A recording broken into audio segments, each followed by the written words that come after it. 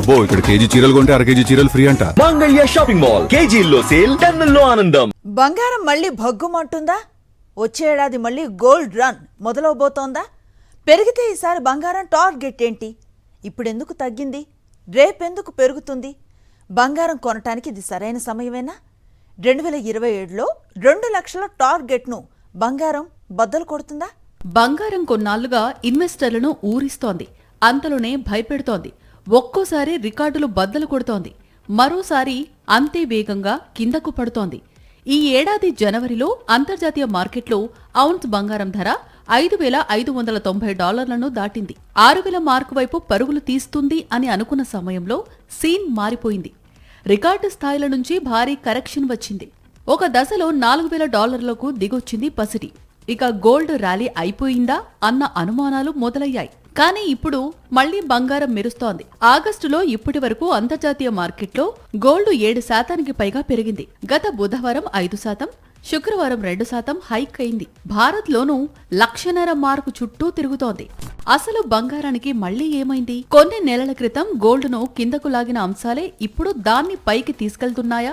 Dollar బలహీనపడటం బంగారానికి కలిసొస్తోందా? Fed వడ్డీ రేట్ల పెంపు అవకాశాలు తగ్గటంతో మళ్లీ పసిడి కాలర్ ఎగరేస్తోందా? హర్ముజ్ జలసంధి మళ్లీ తెరుచుకుని క్రూడ్ ధరలు తగ్గితే మరింత దూసుకెళ్తుందా? ఈ ప్రశ్నలన్నింటికీ అవుననే సమాధానం వినిపిస్తోంది.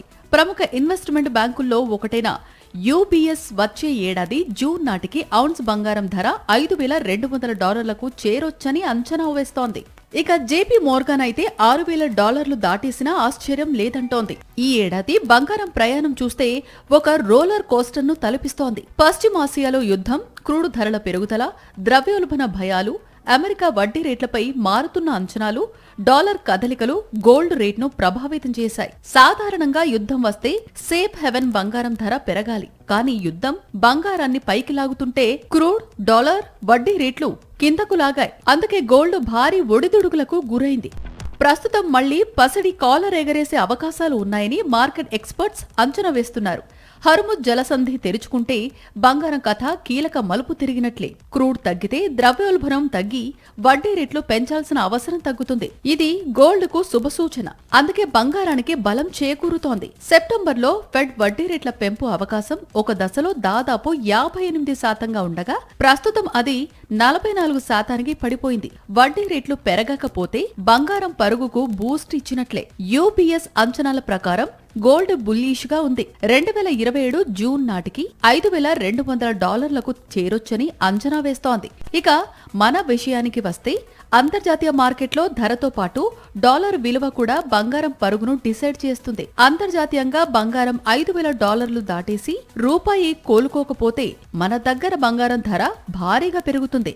యూబీఎస్ అంచనాలు నిజమైతే మన దగ్గర 10 గ్రాముల బంగారం ధర 1,70,000 దాటుతుంది. అదే జేపీ మోర్గాన్ అంచనాలు అందుకుంటే మాత్రం ఏకంగా 2 లక్షలను చేరుకోవచ్చు. ఈ ధరలకు ఇతర ఖర్చులు అదనం. మెజారిటీ నిపుణుల అంచనాల ప్రకారం గోల్డ్ కు రానున్న రోజులు నిజంగా గోల్డెన్ డేసే. ఇక బంగారం కొనడానికి ఇదే సరైన సమయమా అంటే సమాధానం చెప్పడం కష్టమే. బంగారం ప్రయాణం ఒకేలా ఉండదని ఈ ఏడాదే నిరూపించింది. జనవరిలో $5,600లకు చేరువై తర్వాత $4,000లకు పడిపోయింది. మళ్లీ పెరుగుతోంది. గోల్డ్ లో అవకాశాలు ఎంత పెద్దగా ఉంటాయో రిస్క్ కూడా అంతే ఉంటుంది. అంతర్జాతీయంగా డాలర్ బలహీనత, ట్రెజరీ రాబడులు తగ్గటం, అంతర్జాతీయ అనిశ్చితి పరిస్థితులు తగ్గటం ఇవన్నీ బంగారానికి పాజిటివ్. యుద్ధం ముగియకపోవటం, ద్రవ్యోల్బణం పెరగటం, ఫెడ్ వడ్డీ రేట్లు పెంచటం వంటివి బంగారం పరుగుకు నెగటివ్. మొత్తంగా చూస్తే మాత్రం కొన్ని నెలలుగా సైలెంట్ మోడ్లో ఉన్న గోల్డ్ రానున్న రోజుల్లో యాక్టివ్గా మారే ఛాన్సులే ఎక్కువగా ఉన్నాయి. మరిన్ని అప్డేట్స్ కోసం ఛానల్ను సబ్స్క్రైబ్ చేయండి. నోటిఫికేషన్స్ కోసం బెల్ ఐకాన్ పై క్లిక్ చేయండి.